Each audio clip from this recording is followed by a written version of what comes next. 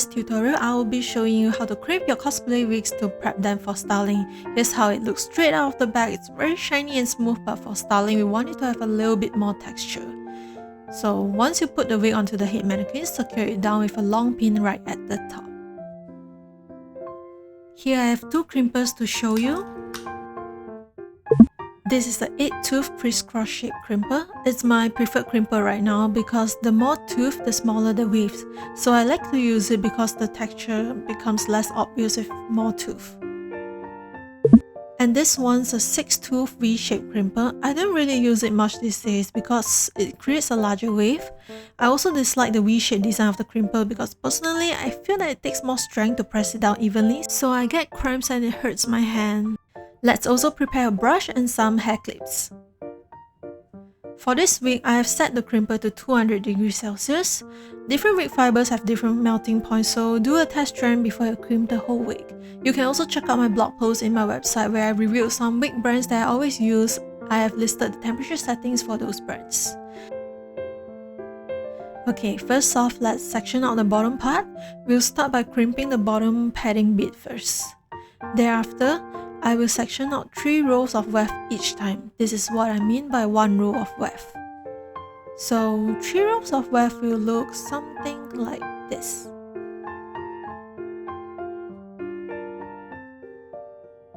As for the rest of the hair, let's twist and clip it away for now. When clipping to the front, grab some of the bangs and clip it together. The hair is less likely to fall and slip this way.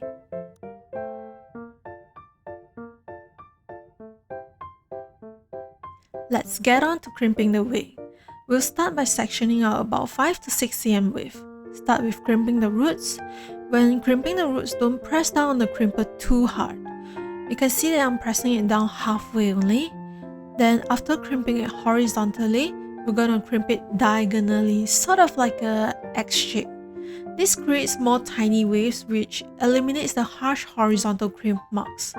I do this because it is always harder to get rid of the crimp marks on the top. So to compensate, I'll create more tiny wavy texture to mask it.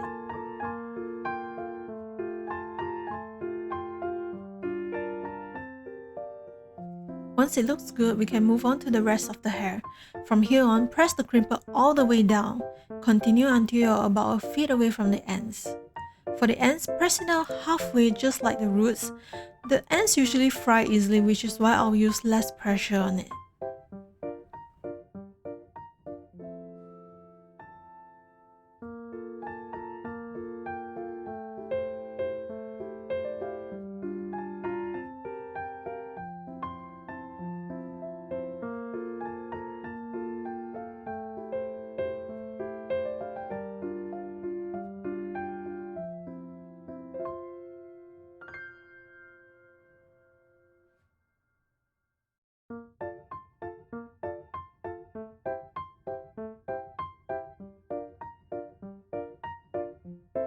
Once the hair is all crimped, let it cool for a little, then take about an inch wide section, lightly press the crimper over it and glide it downwards. You can do this a few times. The idea is using the heat from the crimper and smooth out the hair like a straightener would do, but you don't have to switch between tools. For the ends, lightly glide through it. If you press on it too hard while you're gliding it down, some strands will be stretched from the tension and bounce back up, creating more frizz, so you want to avoid that.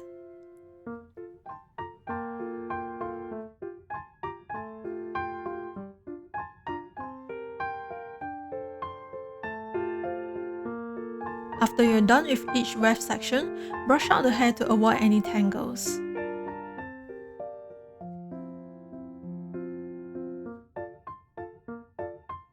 Here's how the hair will look up close.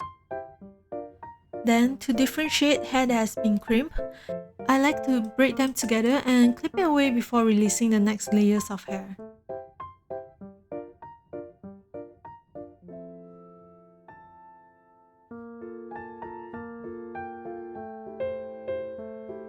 So once you reach about this height, you may find that some bits of hair from the bangs are mixed into the longer hair.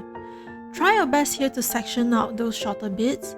Sometimes it's alright to just close an eye on it, but when you have shorter bits of hair and using full pressure on the crimper, it's pretty likely that you'll fry the ends of those hair. If you don't mind that, or if it doesn't matter with the styling, you can just crimp it as usual. Otherwise, section it out first before crimping the longer bits.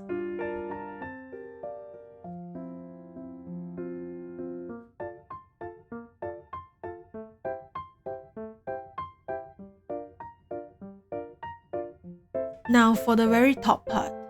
Most wigs have this fake scalp top. The hair here is in a bundle unlike the rows of wefts. So for this one, I will section it out and crimp it bit by bit. I like using a rat tail comb, take out small sections all around it, then clip away the rest of the hair.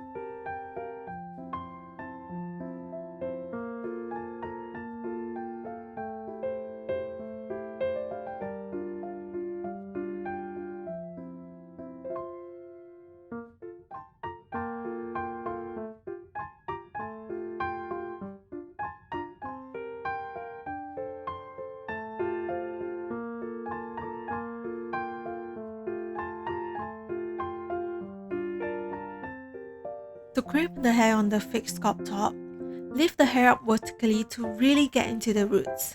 It's the same as the rest from here on, horizontally, then diagonally, then horizontally all the way down. Gliding it through is the same process as well. And do take note for sections near the top, unless you plan to cut it away and glue it back for the styling, try to crimp it with less pressure so that the texture is less obvious.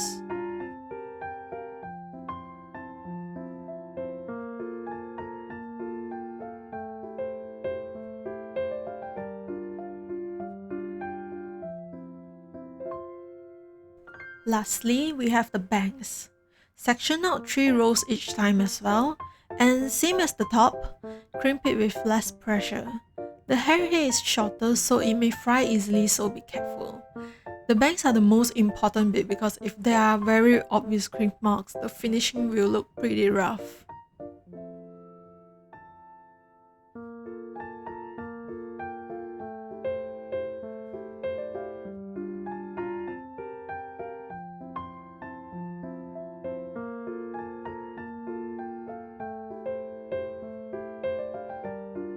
And here's how the wig looks when it's all crimped. On average, it takes around 3 hours for 100 cm wig, so it's not something that you should con crunch the night before. Next, let's move on to crimping loose wefts. Sometimes we buy wefts like this for additional highlights in wigs. To fix this onto the mannequin, I like to stick a pin through the sewn section on the top. Then fix it all around the head mannequin.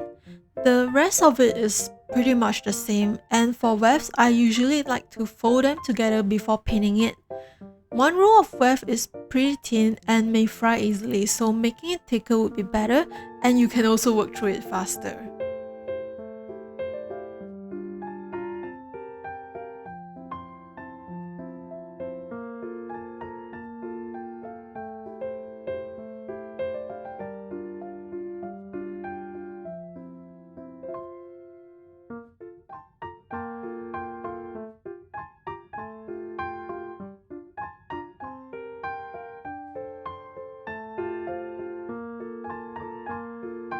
Oh, we're not done yet because there's more to crimping. Depending on how you plan to style the wig, you can switch up the crimping methods, so let me show you 4 different ways. The first one here is what you have seen so far, where I crimp, then smoothed it out. This creates less texture and barely any visible crimp marks. It's good for natural styling and removing the shiny surface on wigs. Compared to not crimping a wig at all, this has more texture and it is easier to style the wig. After crimping, wigs also tangles less easily, so spending time to prep the wig before styling saves your long wigs from getting all messed up after a day at the con.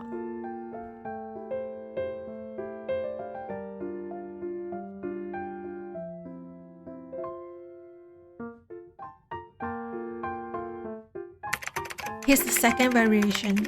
It's crimping then brushing it out. You're gonna crimp it as usual, light on the roots, heavy on the middle, then light on the ends.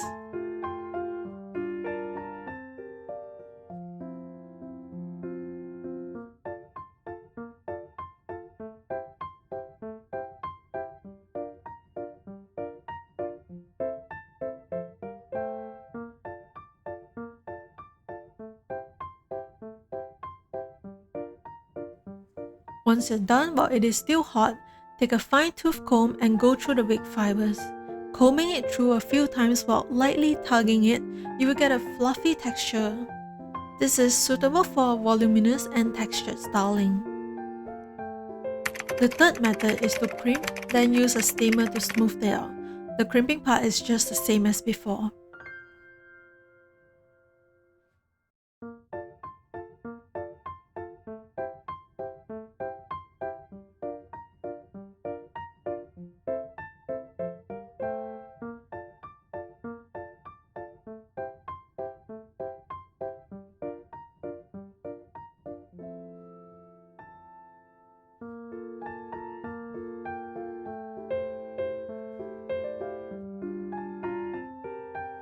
Once you're done, take a comb and lightly tug it, then brush through the hair with the steamer running. You can do this a few times and each time it will get smoother. It also creates a fluffy texture and it is pretty similar to the second variation, but I would recommend you to use this for longer hair. The second variation will work much better with shorter hair because you comb it through while it is still hot, plus shorter hair you have less hair to tug on while running the steamer. For long hair, by the time you crimp the ends, the top part will have cooled, so it will be better smoothed out with the help of a steamer. Lastly, we have the crimp and tease method. This one creates the most volume.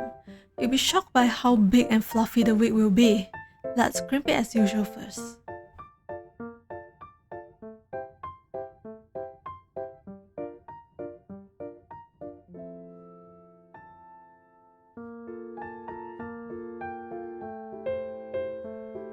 While the hair is still hot, grab a teasing brush and backcomb the hair.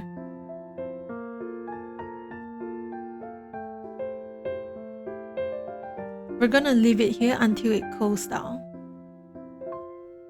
Once it's good, take a hairbrush and slowly comb the hair out. It's like detangling the hair, so bit by bit from bottom to the top. This method works wonderfully if you plan to make spice. Once you get the fluffy texture, you can sculpt the wig into any shape you like, then smooth out the surface later on.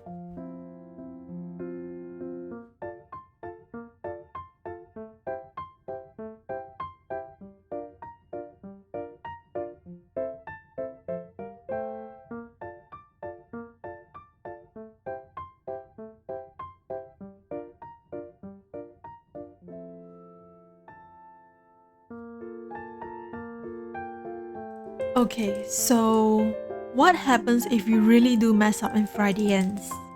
To demonstrate, here I'm pressing down the ends and you can see how the ends are fried. Then, I'm gonna glide the crimper through as before. But you can see that the ends are still looking really wavy. Let's try gliding the crimper again, but slow it down near the ends, using the heat to smooth it out as much as possible.